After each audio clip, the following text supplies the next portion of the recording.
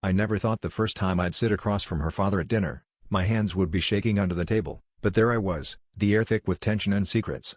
The meal was supposed to be a celebration, but the way her dad kept looking at me, like he knew every lie I'd ever told, made my skin itch. When he finally put down his fork, cleared his throat, and said, "So, how long are you planning to keep sneaking around with my daughter?" My heart flatlined. I reached for her hand, but she pulled away before I could touch her, her face unreadable.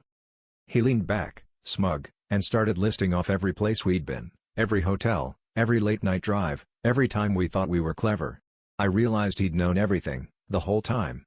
My girlfriend's eyes flashed with something like betrayal, but not at her dad, at me. I realized, in that moment, I wasn't the only one with secrets. She looked at me, and then at him, and said, "I told you he'd crack first." My stomach dropped. The next words out of her mouth felt like a slap. "You really thought I didn't know about you and her?" The truth hit me like a freight train. She'd known about my affair with her so-called best friend, the one who'd always lingered a little too long after parties. Her father's smirk grew wider, and I realized he'd been orchestrating every confrontation, every suspicious glance, turning us against each other for his own twisted amusement. I felt like a puppet with my strings cut, exposed and humiliated. As the room spun, I tried to defend myself, but the damage was done. She stood up, her chair scraping the floor, and said, "You were never really here for me. You were just trying to win."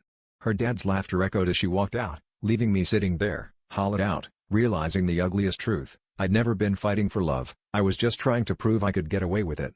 And now, with everyone's secrets spilled, all I had left was the mess I'd made.